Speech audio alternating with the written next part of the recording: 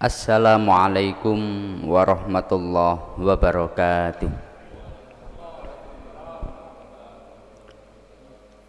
Alhamdulillah wa syukrulillah wa binikmatillah la hawla wa la quwwata illa billah.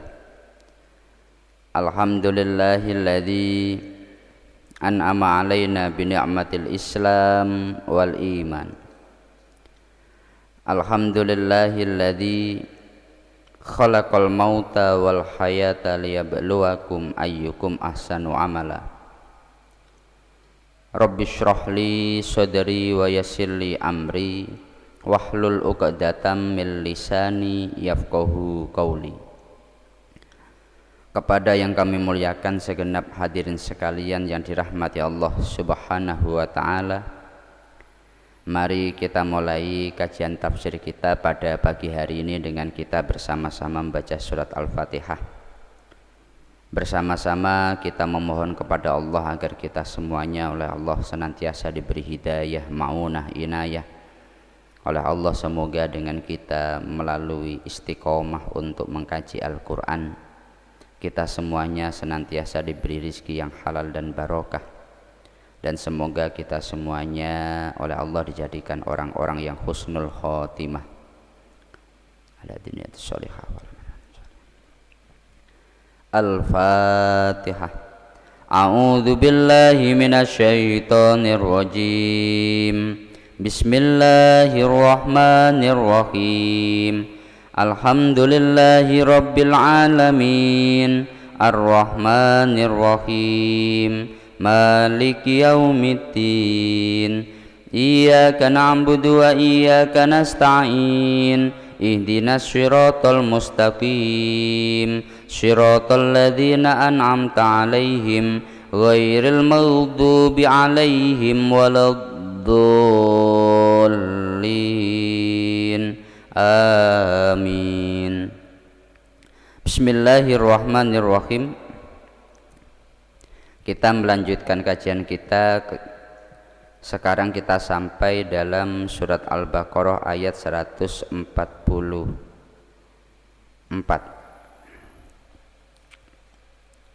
A'udzu billahi minasyaitonir rajim. Bismillahirrahmanirrahim.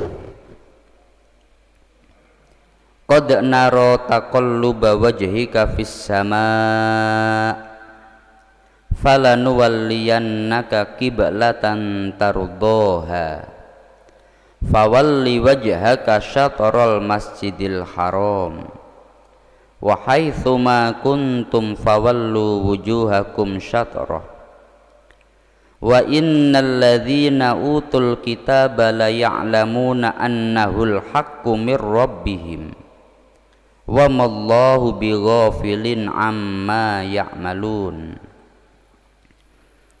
Wa la in ataital ladzina utul kitaba bikulli ayatin ma tabi'u qiblatak wa ma anta bitabi'in qiblatahum wa ma ba'duhum bitabi'in qiblata ba'd wa la in ittaba'ta ahwa'ahum min ba'di ma ja'aka minal ilmi innaka idzal laminadh dhalimin. Al-ayah amma ba'du. Kita akan membahas dua ayat. Dua ayat ini masih memiliki sambungan dari pembahasan kemarin berkaitan dengan sejarah perpindahan kiblat di dalam umat Islam. Allah berfirman, qad nara taqalluba wajhika fis sama. Sungguh kami, yakni Allah, melihat engkau, tahu engkau itu senantiasa membolak-balikkan wajah menghadap ke langit. Sungguh kami tahu engkau Muhammad senantiasa menghadapkan wajahmu ke langit, yakni memohon agar kiblat dipindah kembali menghadap kepada Ka'bah. Falanuwalliyannaka qiblatan tardhaha. Maka pasti kami akan menghadapkan engkau ke arah kiblat yang engkau ridhoi. fawalli wajhaka syatral masjidil haram, maka hadapkanlah wajahmu ke arah Masjidil Haram. Wa haitsuma kuntum fawallu wujuhakum syatrah, dan dimanapun kamu atau kalian berada, maka hadapkanlah wajah kalian ke arah Masjidil Haram. Wa innal ladzina utul kitaba la ya'lamuna annahul haqqu mir rabbihim, dan sesungguhnya orang-orang yang telah diberi kitab, yakni para ahlul kitab itu, mereka pasti akan mengetahui bahwa itu perkara yang hak dari Tuhannya. Wa mallahu bighafilin amma ya'malun, dan tidaklah Allah lupa dengan apa yang mereka lakukan. Walain ataital ladzina utul kitaba, dan bila engkau Muhammad membawa pada orang-orang ahlul kitab bikulli ayatin, dengan semua ayat, bukti-bukti bahwa engkau itu menghadap kiblat karena perintah Allah, ma tabi'u kiblatak, mereka tidak akan mengikuti kiblatmu. Meskipun kamu membawa sekian banyak dalil tentang kamu menghadap kepada kiblat yang kamu lakukan berdasarkan perintah Allah, ma kiblatak ma tabi'u kiblatak, mereka tidak akan ikut apa yang kamu lakukan. Wa ma anta bitabi'in kiblatahum, dan tidaklah kamu Muhammad mengikuti kiblat-kiblat mereka. Wa ma ba'duhum bitabi'in kiblata ba'd, dan tidaklah sebagian dari mereka pun mengikuti kiblat sebagian yang lain. Wala ini taba'ta ahwa'ahum min ba'di ma ja'aka minal ilm innaka idzal laminadh dhalimin, dan bila engkau mengikuti keinginan mereka setelah datang kepadamu Muhammad ilmu atau perkara yang hak dari Allah, innaka idzal laminadh dhalimin, sesungguhnya engkau Muhammad akan menjadi sebagian daripada orang-orang yang zalim. Ayat ini masih membahas tentang masalah kiblat. Sekian banyak ayat itu menjelaskan tentang kiblat di dalam Islam, karena sejarah perpindahan kiblat itu merupakan sejarah yang besar. Sejarah perpindahan kiblat itu menjadi satu hal yang sangat diperdebatkan. Satu contoh, orang Yahudi itu adalah kaum yang menolak adanya nasikh mansukh. Mereka tidak percaya bahwa satu hukum yang ditetapkan Allah kemudian oleh Allah diganti hukum itu, mereka nggak percaya. Oleh sebab itu ketika dari awal kiblat ditetapkan menghadap kepada Baitul Maqdis, lalu Nabi Muhammad mengatakan sekarang dipindah ke Ka'bah, mereka tidak percaya. Jelas ya Pak ya? Sahabat Ibnu Abbas itu mengatakan pertama adanya nasikh mansukh di dalam Al-Quran itu adalah masalah kiblat ini. Karena awwalu ma nusikha minal Qur'ani al-kiblat, pertama yang nasikh mansukh, Allah menetapkan satu hukum kemudian mengganti hukum itu, ini masalah tentang kiblat. Lah orang Yahudi tidak percaya Pak. Maka katakanlah ketika di dalam kitab mereka, kitab Taurat, ada satu ketetapan, kemudian Allah menurunkan di dalam kitab Injil pada Nabi Musa ketetapan yang berbeda, syariat yang berbeda, mereka menolak itu. Makanya Nabi Isa itu sampai dikejar-kejar mereka, bahkan mau dibunuh itu. Nabi Muhammad nasibnya juga sama. Ketika Nabi Muhammad membawa Al-Quran, mereka selama Al-Quran bertentangan dengan mereka, maka mereka tidak mau. Kenapa? Karena mereka tidak percaya nasikh mansukh. Padahal nasikh mansukh itu adalah satu perkara yang hak dari Allah. Satu contoh, pada awal-awal Islam, orang kalau sholat itu boleh ngomong ya Pak ya, boleh ngomong. Nabi Muhammad dengan para sahabat itu biasa. Ketika Nabi Muhammad sholat, sahabat datang, assalamualaikum, Nabi menjawab waalaikumsalam. Usolli, aku lagi sholat gitu.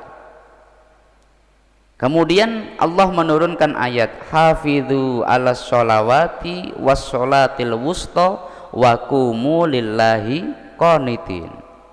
Qanitin itu diartikan diam.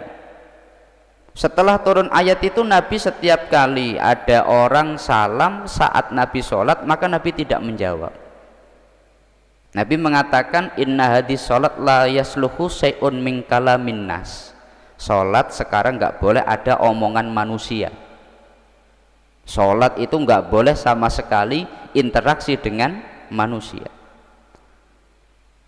Awalnya itu boleh, kemudian tidak boleh. Awalnya yang namanya sholat itu ketika para sahabat sudah sholat, para Nabi Muhammad dan para sahabat sholat, ada orang datang sebagai makmum masbuk. Dia datang terlambat, katakanlah sholat isya, dia sampai pada rokaat kedua. Wah, imam sudah sholat 2 rokaat. Makmum yang datang itu dia akan tanya kepada makmum yang lain, Pak, udah dapat berapa rokaat? Yang sholat pun akan jawab, dapat 2. Ya, dapat 2. Itu terjadi biasa di antara para sahabat. Kemudian sahabat yang datang terlambat itu akan mengejar ketertinggalan. Sholatnya dibuat cepat sampai nanti pada gerakan yang sama dengan Rasulullah, akhirnya ikut jamaah. Jelas ya?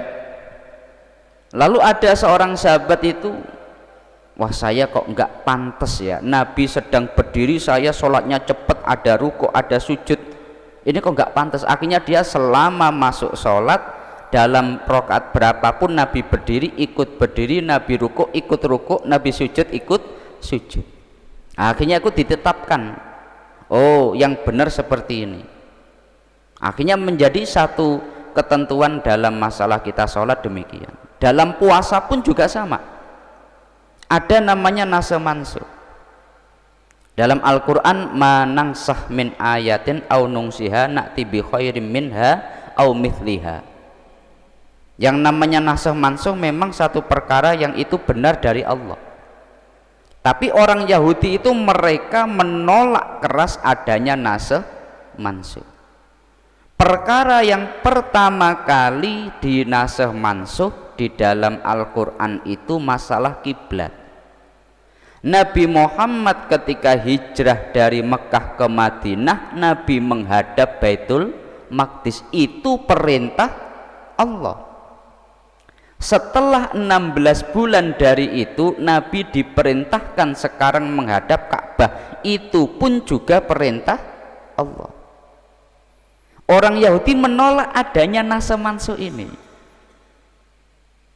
sampai mereka mengatakan manat tabi'u kiblatak, sungguh kami tidak akan pernah mengikuti kiblatmu. Kemudian dalam masalah perpindahan kiblat ini juga menjadi satu perkara yang berat kepada Rasulullah. Kenapa? Karena Rasulullah itu beliau sebagai seorang nabi yang memiliki hubungan kuat dengan Nabi Ibrahim alaihissalam. Nabi Muhammad itu beliau dalam anit tabi millata Ibrahim hanifa. Allah sampai berfirman, ittabi, ikutilah millata Ibrahim, agama Nabi Ibrahim. Semua syariat Islam itu mengikut Nabi Ibrahim. Dalam banyak hal itu pokoknya Nabi Ibrahim menjadi satu syariat yang itu menjadi bagian daripada syariat Islam. Nabi Ibrahim oleh Allah diperintahkan mencukur kumis, kita mencukur kumis. Membersihkan bulu-bulu rambut, kita membersihkan bulu-bulu rambut. Sekian banyak perintah yang oleh Allah diperintahkan pada Nabi Ibrahim, umat Islam juga sama. ketika Nabi Muhammad itu beliau di Madinah menghadap kepada Baitul Maqdis, akhirnya Nabi Muhammad itu merasa berat. Sahabat itu berat, Nabi Muhammad juga merasa berat. Lah itu terekam jelas di dalam ayat ini. Qad naro taqalluba wajhika fis sama. Sungguh kami melihat engkau senantiasa menghadapkan wajahmu ke langit. Karena Nabi Muhammad itu setiap habis sholat, setelah beliau menghadap pada Baitul Maqdis, itu beliau doanya itu kenceng. Ya Allah, kapan dipindah kembali ke Ka'bah? Ya Pak ya. Nabi Muhammad ngerti menghadap pada Baitul Maqdis itu adalah perintah Allah, tapi Nabi Muhammad mohon. Kenapa? Karena Nabi Muhammad itu juga tidak tega dalam sholat harus membelakangi Ka'bah.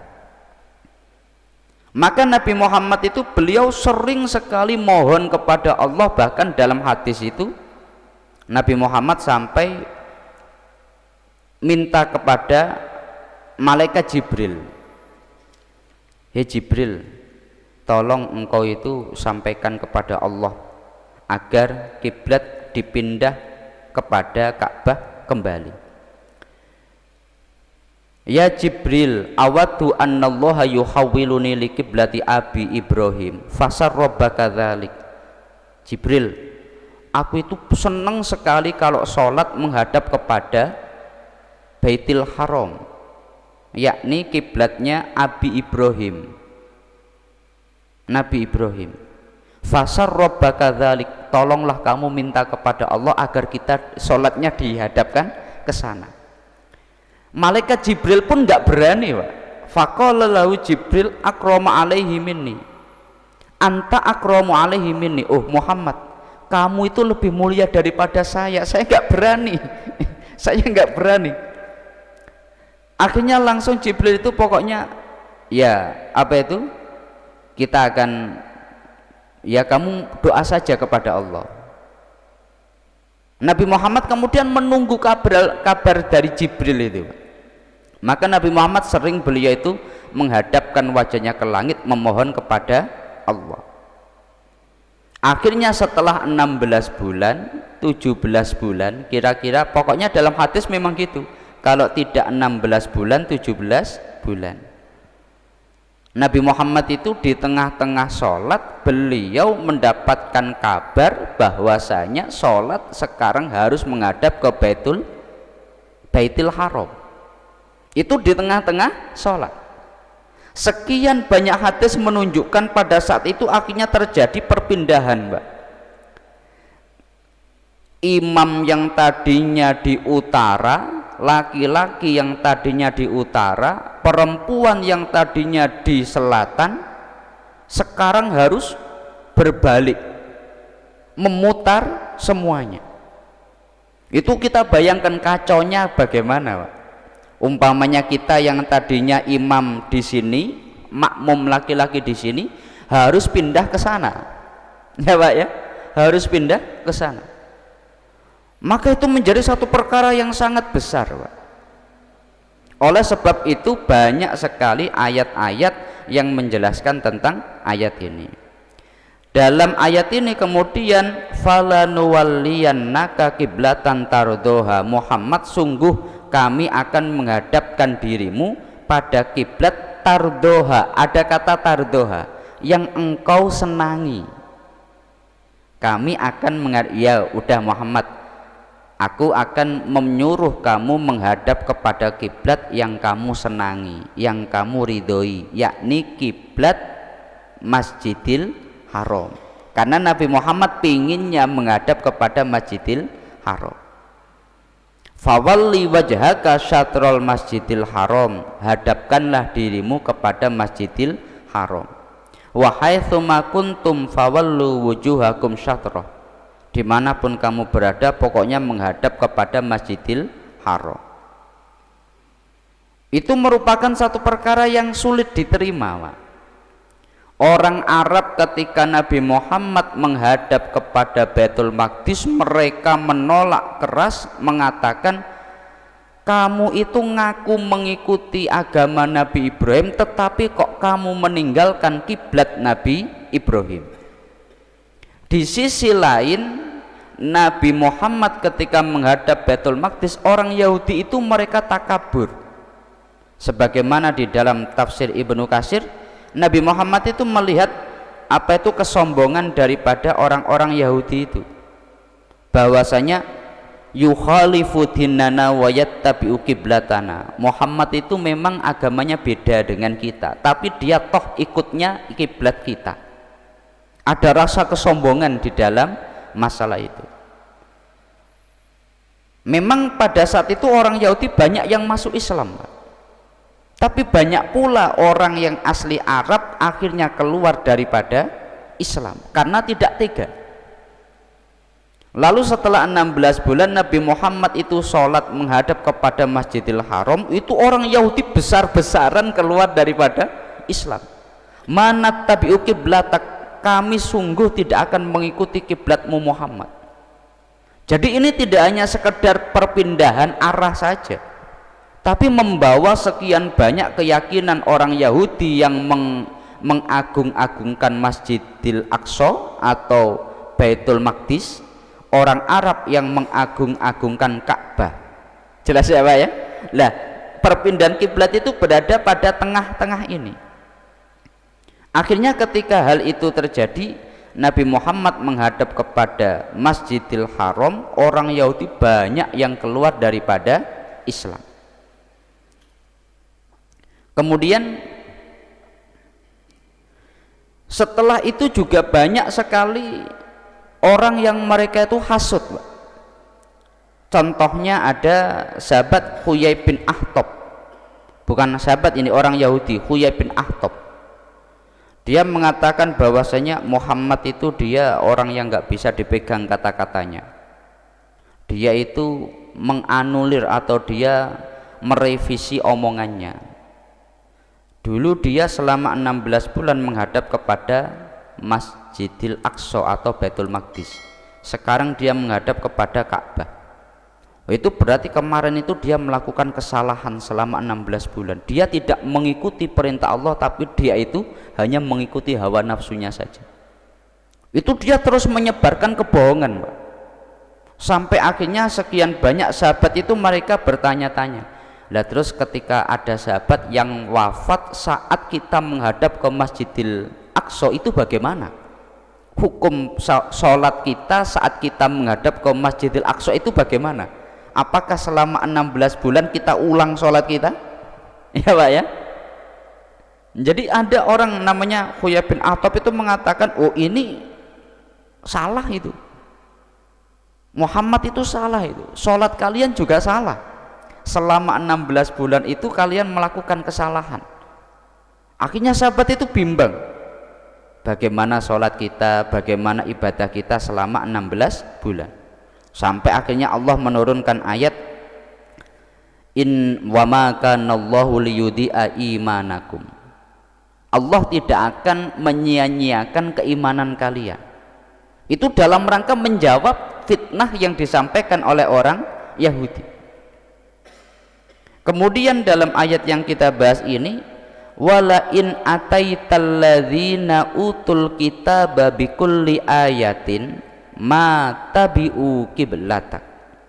Meskipun engkau membawa sekian banyak ayat tentang perpindahan kiblat itu memang benar, mereka tidak akan mengikuti kiblatmu Muhammad. Wa ma anta bitabi'in qiblatahum, dan engkau Muhammad juga tidak akan mengikuti kiblat mereka. Wa ma ba'duhum bitabi'in qiblata ba'd, dan tidaklah sebagian mereka mengikut sebagian yang lain. Lah ini sebagian mereka mengikut sebagian yang lain itu maksudnya bagaimana?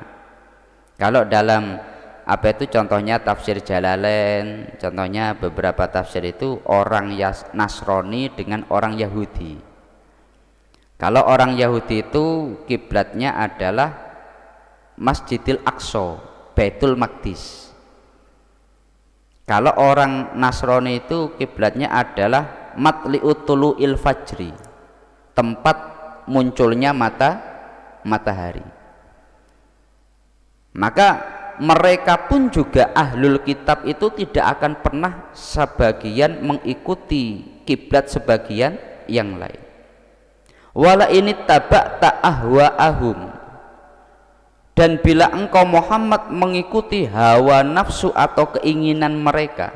Ini Pak hebatnya Al-Quran itu. Jadi ketika orang Yahudi memiliki kiblat, orang Nasrani memiliki kiblat, mereka disebut ahlul kitab, tetapi Al-Quran menyebut mereka bila engkau mengikuti hawa nafsu ahwa'ahum, bukan mengikuti kebenaran mereka tapi hawa nafsu mereka. Kenapa? Karena mereka menghadap ke kiblat itu tidak memiliki dasar, ya, tidak memiliki dasar.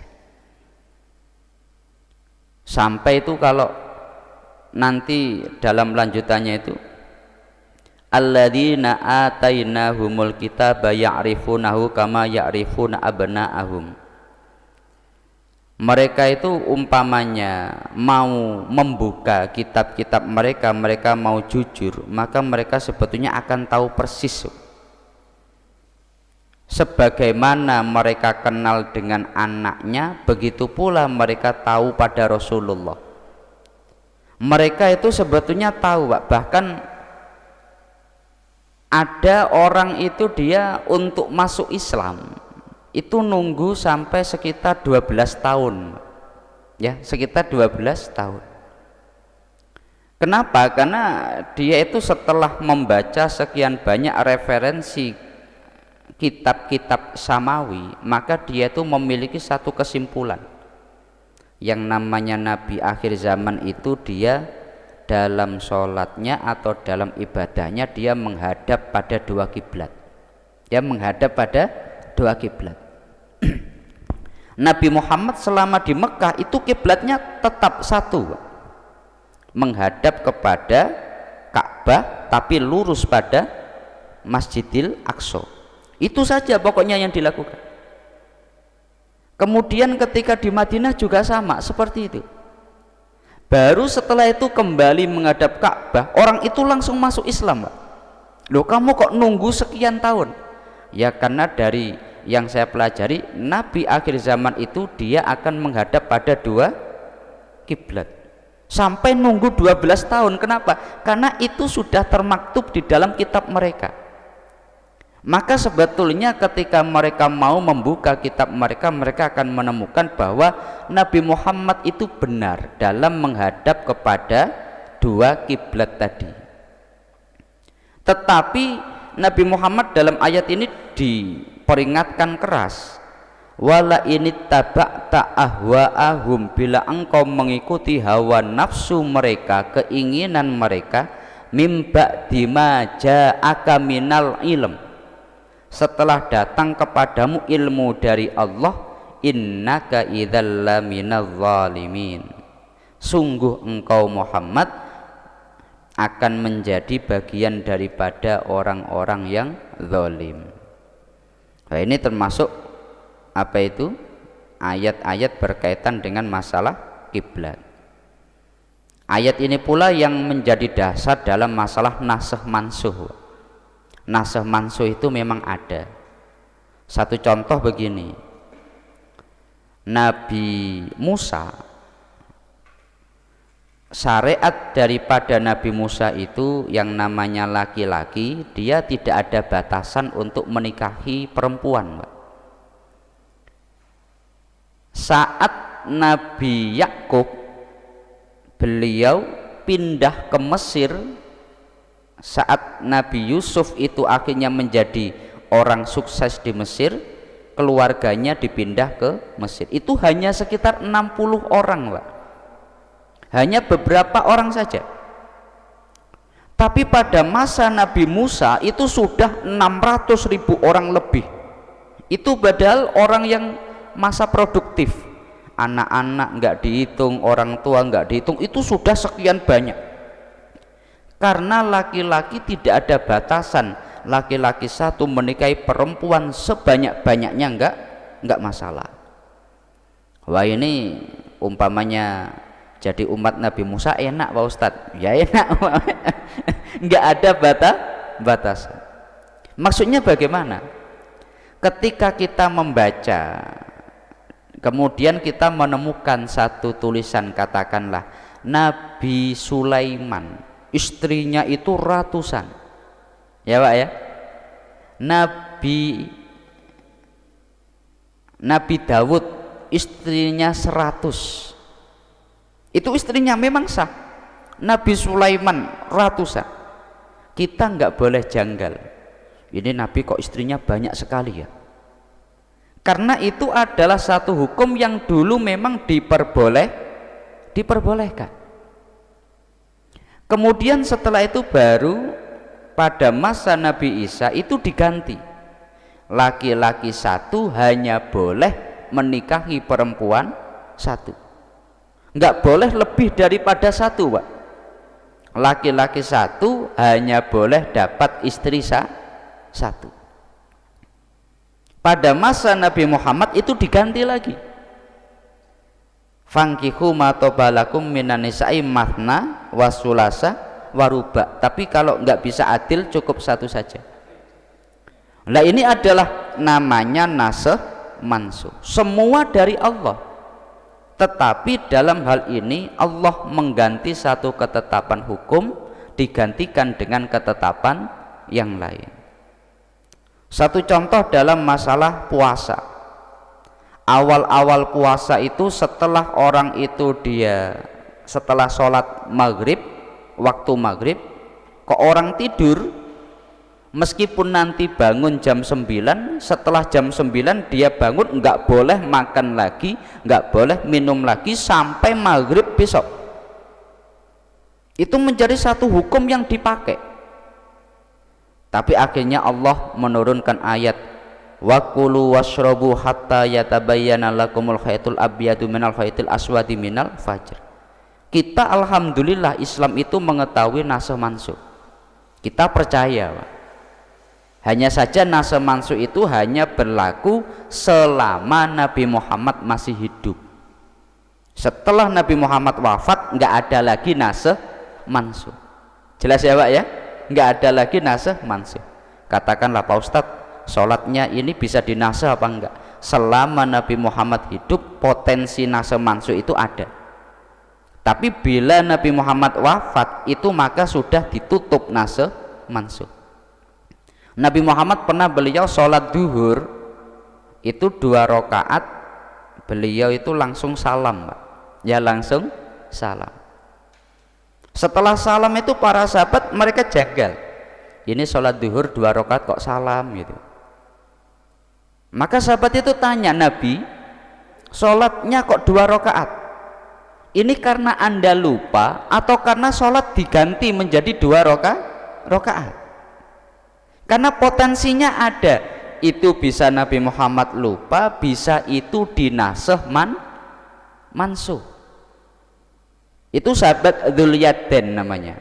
Nabi sholatnya kok 2 rakaat, ini anda lupa atau karena sholatnya diganti menjadi 2 rakaat? Maka Nabi bertanya kepada sahabat yang lain, benar yang disampaikan Dzulyaden. Sahabat Abu Bakar, Umar, sahabat-sahabat dekat Nabi itu semua ngerti, Pak. Nabi kok sholat 2 rakaat, tapi segan untuk tanya. Udah pokoknya ngikut Nabi saja, Nabi 2 rakaat ya 2 rakaat. Cuma sahabat Dzulyaden itu yang dia tanya, Nabi sholat duhurnya kok 2 rakaat, ini karena anda lupa atau karena sholat duhur sekarang diganti 2 rakaat? Potensi nasakh mansukh itu ada saat Nabi Muhammad hidup. Akhirnya Nabi Muhammad mengatakan, oh memang betul yang disampaikan Dzulyaden, betul Nabi. Nabi mengajak para sahabat untuk melanjutkan sholat, yakni masuk sholat kembali meneruskan 2 rakaat. Nah itu akhirnya menjadi hukum dalam kesalahan sholat, kita ada sujud sahwi dan seterusnya. Tapi pada masa Nabi Muhammad hidup memang ada potensi nasakh mansukh dan itu diakui para sahabat, Pak. Cuma hal ini tidak diakui oleh orang-orang ahlul kitab atau orang-orang Yahudi. Kenapa? Karena banyak dari hukum mereka yang dinasakh Al-Quran. Dalam kitab mereka ditetapkan ini demikian, tapi di dalam Islam dikatakan ini yang benar adalah demikian. Nah ini makanya mereka menolak keras adanya nasakh mansukh, termasuk nasakh mansukh adalah masalah perpindahan kiblat. Nah ini mungkin menjadi pembahasan kita pada pagi hari ini. Selanjutnya mungkin dari para jamaah ada yang ingin ditanyakan, kami persilahkan.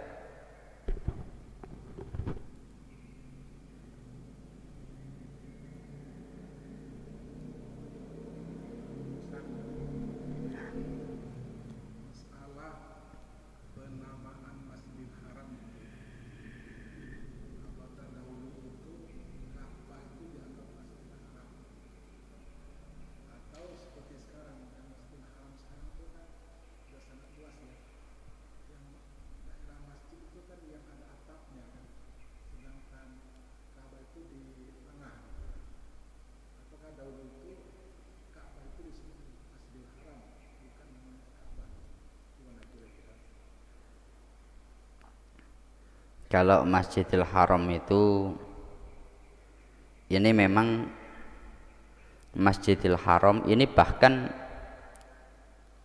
fawalli wajhaka satrol Masjidil Haram, hadapkanlah dirimu pada Masjidil Haram. Masjidil Haram itu memang ulama khilaf, Pak. Standar Masjidil Haram itu meliputi apa saja? Jelas ya Pak ya? Khilafnya itu kalau kita runut memang memiliki dasar yang bisa dipertanggungjawabkan juga. Satu contoh pada ayat ini pembahasannya adalah masalah kiblat itu Ka'bah, tapi menyebut dengan Masjidil Haram. Fawalli wajhaka satrol Masjidil Haram. Jelas ya Pak ya? Dalam ayat yang lain dalam masalah Isra Mi'raj, Subhanalladzi asra bi abdi lailam minal masjidil haram ilal masjidil aqsal ladzi barokna haulahu, sampai seterusnya. Nabi Muhammad pada saat itu beliau sedang nginap di rumah bibinya Maimunah, tapi disebut Masjidil Haram. Padahal pada saat Isra Mi'raj itu Nabi Muhammad di rumah bibinya. Subhanalladzi asra bi abdi lailam minal masjidil haram, dari Masjidil Haram, padahal Nabi Muhammad tidak di Ka'bah tapi di rumah bibinya, tapi memakai redaksi Masjidil Haram. Maka ulama dalam menentukan apa Masjidil Haram itu ulama beda. Tapi kalau tanah haram semua sepakat. Ya Pak ya? Maka ada yang mengatakan Masjidil Haram ya tanah haram itu sendiri. Ada yang mengatakan Masjidil Haram itu adalah Ka'bah itu sendiri. Lah karena kalau kita runut itu memang redaksi Masjidil Haram itu kadang dipakai untuk Ka'bah, bahkan Nabi Muhammad saat Isra Mi'raj tidak di Ka'bah memakai redaksi Masjidil Haram. Jelas Pak Haji ya? Maka ulama khilaf yang dimaksud Masjidil Haram itu standarnya apa. Dulu kan juga tidak ada atapnya pada masa dulu. Atap itu kan hanya sekarang-sekarang saja, dulu tidak ada atapnya. Lalu yang disebut Masjidil Haram itu mana? Nabi beliau berada di rumah bibinya, itu disebut minal Masjidil Haram ilal Masjidil Aqsa, dari Masjidil Haram padahal di rumah bibinya. Maka ada ulama mengatakan seluruh area tanah haram itu ya disebut Masjidil Haram. Jelas ya? Hanya saja kalau untuk masalah kiblat itu ada klasifikasi. Orang yang dia bisa melihat Ka'bah, dia harus menghadap tepat kepada Ka'bah. Orang yang dia itu tidak melihat Ka'bah tapi dia bisa melihat Masjidil Haram, maka dia harus menghadapkan dirinya ke Masjidil Haram. Kemudian apa itu? Orang yang dia tidak bisa melihat Masjidil Haram tapi katakanlah cuma bisa melihat kawasan tanah haram Mekah, lah berarti itu menjadi kiblat dia di dalam sholat. Dalam hadis Nabi, al-bait Baitullah Ka'bah kiblatun li ahlil masjid, menjadi kiblat orang yang berada di masjid. Loh, ini dalam hadis ini berarti masjid dengan Ka'bah beda lagi ini. Tapi kalau dalam pembahasan kiblat ini yang dipakai oleh ulama. Kemudian wal masjid kiblatun li ahlil haram, masjid menjadi kiblat tanah haram. Loh, ini beda lagi nih, tanah haram dengan masjid beda. Kemudian wal haram kiblatun li ahlil ardi, tanah haram itu menjadi kiblat bagi seluruh orang yang ada di muka bumi. Mim masyarikiha wa magharibiha min ummati. Lah kita katakanlah kalau sholat tepat menghadap Ka'bah sulit, tapi minimal kita sholat menghadap ke arah tanah haram. Arah tanah haram sana, oh sudah tepat. Jelas aja ya. Jadi standar Masjidil Haram itu ulama memang khilaf. Ada yang mengatakan Ka'bah, ada yang mengatakan area di sekitaran Ka'bah yang ada bangunannya, tapi juga ada yang mengatakan tanah haram itu juga Masjidil Haram. Dengan dasar-dasar tadi, Nabi saat Isra Mi'raj beliau tidak di Ka'bah, tapi disebut minal Masjidil Haram ilal Masjidil Aqsa. Jelas ya? Seperti itu. Mungkin ada yang tanya lagi?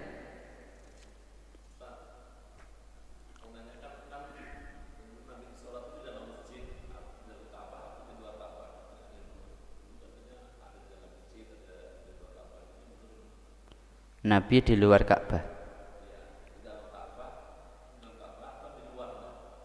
Di luarnya. Di luar Ka'bah. Di luar Ka'bah menghadap kepada arah daripada Masjidil Aqsa. Nabi Muhammad itu beliau ketika penjelasan tentang masalah penaklukan Mekah, Nabi Muhammad itu akhirnya beliau bisa masuk ke Ka'bah. Itu ditemani beberapa sahabat. Tapi setelah itu Nabi Muhammad itu menyesal.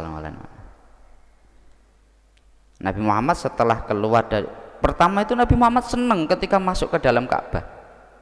Tapi setelah keluar Nabi Muhammad itu menyesal. Kenapa?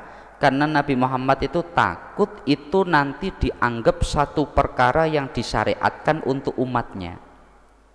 Katakanlah Anda punya keinginan masuk ke Ka'bah apa enggak, Pak? Jangan-jangan seluruh umat Islam melihat Nabi Muhammad masuk di dalam Ka'bah, sholat di sana, kemudian pingin semuanya bisa masuk. Loh, itu nanti kan malah Ka'bah menjadi hanya sekedar tempat wisata, Pak. Maka Nabi Muhammad itu enggak pingin Nabi Muhammad masuk di dalam Ka'bah itu kemudian itu diikuti oleh umatnya. Cukup di luar Ka'bah saja, enggak perlu masuk. Jelas ya? Lah, pada masa Nabi itu sudah dikunci itu. Pada masa Nabi Muhammad itu orang yang membawa kunci Ka'bah itu pun juga sudah ditentukan. Jadi ada kabilah-kabilah yang khusus ini untuk menjamu orang yang haji, orang yang umroh. Ini kabilah yang khusus untuk membawa kunci Ka'bah. Dulu pun tidak dibuka secara umum, hanya pada bulan Muharram. Ya, bulan Muharram, bulan Rajab itu, Pak, kalau di dalam kitab Durratun Nasihin. Hanya pada satu bulan itu dibuka secara umum. Artinya di luar bulan itu orang tidak boleh sembarangan masuk di dalam Ka'bah. Jadi dulu Nabi Muhammad di luar, tapi di sebelah selatan daripada Masjidil Ka'bah, seperti yang kemarin Bainal Yamain, Bainar Ruknaini, di antara dua rukun, yang itu lurus menghadap ke Masjidil Aqsa. Jelas ya? Seperti itu. Cuma kalau orang sholat di dalam Ka'bah itu boleh, dan dia di sana itu boleh menghadap kemanapun. Anda umpamanya oleh Allah diberi rizki untuk masuk di Ka'bah, sholat menghadap ke pojok sini, semua arah boleh. Tapi kalau di luar harus menghadap kepada Ka'bah. Tapi kalau di dalam menghadap kemanapun boleh, karena berada di pusat. Mungkin ada yang tanya lagi?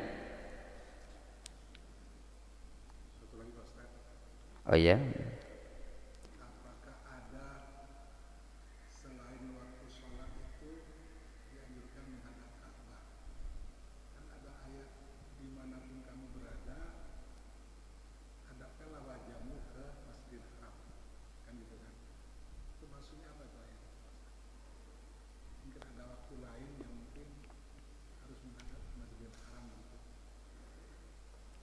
Kalau untuk kewajiban menghadap kepada Ka'bah itu di dalam sholat.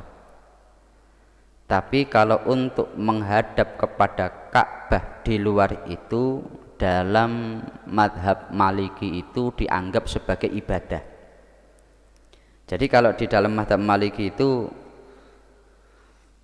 kalau kita Syafi'iyah ketika memahami qad naro taqalluba wajhika fis sama' falan waliyannaka kiblatan tardoha fawalli wajhaka, kata wajhaka itu artinya adalah badan. Hadapkanlah badanmu, dadamu ke Ka'bah. Tapi kalau menurut madhab Maliki itu artinya adalah wajah. Berarti di dalam sholat orang diperintahkan untuk wajahnya menghadap kepada Ka'bah, harus melihat Ka'bah. Jadi kalau kita dalam sholat kesunahannya kan idamatun nadhor ila maudhi'i sujud, pandangan mata senantiasa ke tempat sujud meskipun di depan Ka'bah.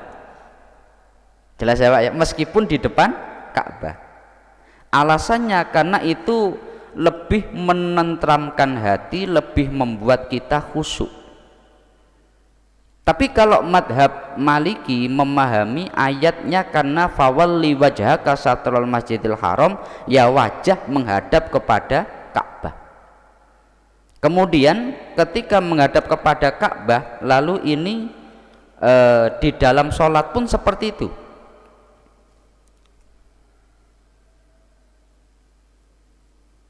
Kalau dalam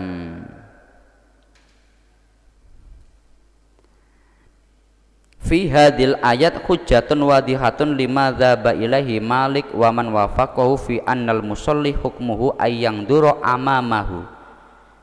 Ayat ini adalah dalil yang jelas mendukung pendapat ulama yang mengatakan orang dalam sholat melihat arah depan.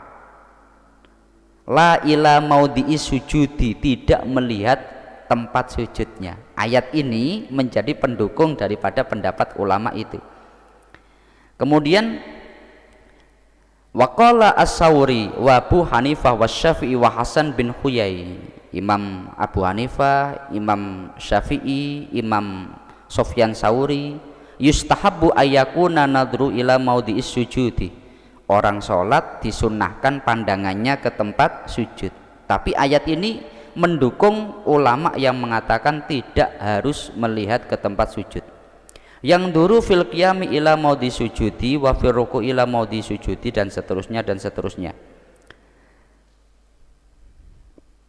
Kemudian dalam hal ini ulama memang terjadi perkhilafan bahwasanya arah ketika orang sholat itu dia menghadap kemana. Cuma kalau dalam mazhab Malik itu memang berdasarkan itu, melihat Ka'bah itu ibadah, dan di dalam sholat ketika dia dalam sholat pandangannya melihat ke depan, tidak melihat ke tempat sujud. Jelas ya.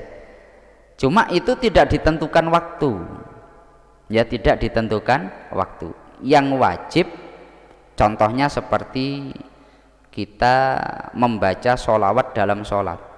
Allah memerintahkan innallaha wa malaikatahu yusholluna ala nabi ya ayyuhalladzina amanu shollu alaihi wasallimu taslima. Memerintahkan kita untuk membaca sholawat. Yang penting itu kita sunnah membaca sholawat. Waktunya kapan terserah, ya terserah. Tapi ada dari kewajiban itu yang wajib. Menurut Imam Syafi'i di dalam sholat di tasyahud itu yang wajib. Tapi di luar itu kita kalau membaca sholawat ya ibadah, dan itu tidak ditentukan waktunya. Sama seperti itu, katakanlah kalau di dalam sholat menurut madhab Malik itu orang ya harus menghadap ke arah depan Ka'bah.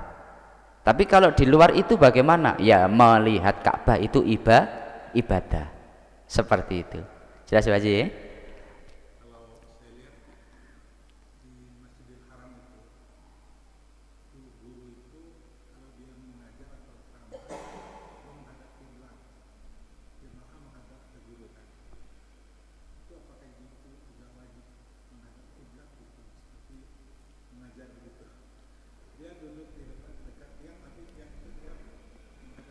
Mencari yang menghadap kiblat.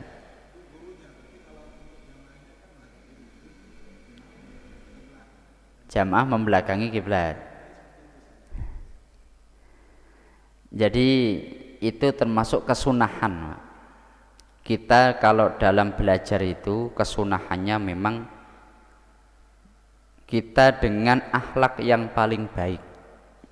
Kita ketika membaca Al-Quran kita dengan akhlak yang paling baik.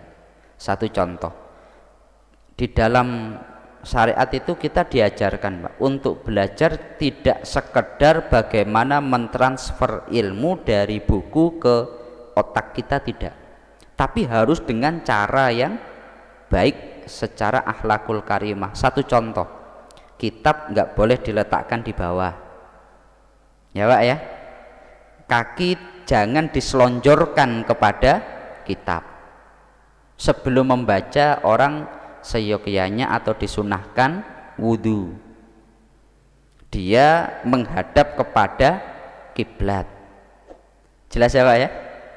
Sebelum dia itu belajar, dia itu berdoa.